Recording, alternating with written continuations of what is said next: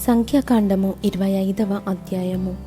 ఇశ్రాయేలీయులు షిత్తీములో దిగియుండగా ప్రజలు మోయాబురాండ్రతో వ్యభిచారము చేయసాగిరి. ఆ స్త్రీలు తమ దేవతల బలులకు ప్రజలను పిలువగా వీరు భోజనము చేసి వారి దేవతలకు నమస్కరించిరి. అట్లు ఇశ్రాయేలీయులు బయల్పెయోరుతో కలుసుకొనినందున వారి మీద యెహోవా కోపము రగులుకొనెను. అప్పుడు యెహోవా మోషేతో ఇట్లనెను, నీవు ప్రజల అధిపతులనందరినీ తోడుకొని యెహోవా సన్నిధిని సూర్యునికి ఎదురుగా వారిని ఉరితీయుము.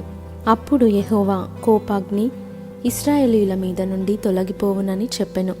కాబట్టి మోషే ఇశ్రాయేలీయుల న్యాయాధిపతులను పిలిపించి, మీలో ప్రతివాడును బయల్పెయోరుతో కలుసుకొనిన తన వశములోని వారిని చంపవలెనని చెప్పెను. ఇదిగో, మోషే కన్నుల ఎదుటను ప్రత్యక్షపు గుడారం యొక్క ద్వారమునొద్ద ఏడ్చుచుండిన ఇశ్రాయేలీయుల సర్వ సమాజము యొక్క కన్నుల ఎదుటను ఇశ్రాయేలీయులలో ఒకడు తన సహోదరుల యొద్దకు ఒక మిద్యాను స్త్రీని తోడుకొని వచ్చెను. యాజకుడైన అహరోను మనుమడును ఎలియాజరు కుమారుడునైన ఫీనెహాసు అది చూచి సమాజము నుండి లేచి ఈటెను చేత పట్టుకొని పడకచోటికి ఆ ఇశ్రాయేలీయుని వెంబడి వెళ్ళి ఆ ఇద్దరిని అనగా ఆ ఇశ్రాయేలీయుని ఆ స్త్రీని కడుపులో గుండా దూసిపోవున్నట్లు పొడిచెను.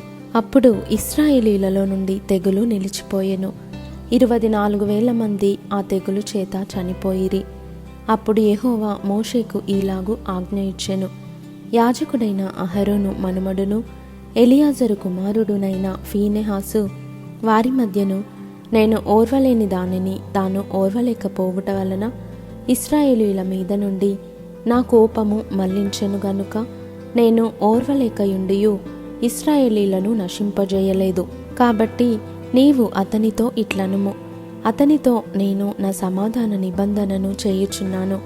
అది నిత్యమైన యాజక నిబంధనగా అతనికిని అతని సంతానమునకును కలిగియుండును. ఏలయనగా అతడు తన దేవుని విషయమందు ఆసక్తి గలవాడై ఇశ్రాయేలీయుల నిమిత్తము ప్రాయశ్చిత్తము చేసెను. చంపబడిన వాని పేరు జిమ్రి. అతడు షిమ్యోనీయులలో తన పితరుల కుటుంబమునకు ప్రధాని అయిన సాలు కుమారుడు. చంపబడిన స్త్రీ పేరు కొజ్బి, ఆమె నూరు కుమార్తె. అతడు మిద్యానీయులలో ఒక గోత్రమునకును తన పితరుల కుటుంబమునకును ప్రధాని అయి ఉండెను. మరియు యెహోవా మోషేకు ఈలాగు సెలవిచ్చెను, మిద్యానీయులు తమ తంత్రముల వలన మీకు బాధకులై ఉన్నారు. వారిని బాధపెట్టి హతము చేయుడి.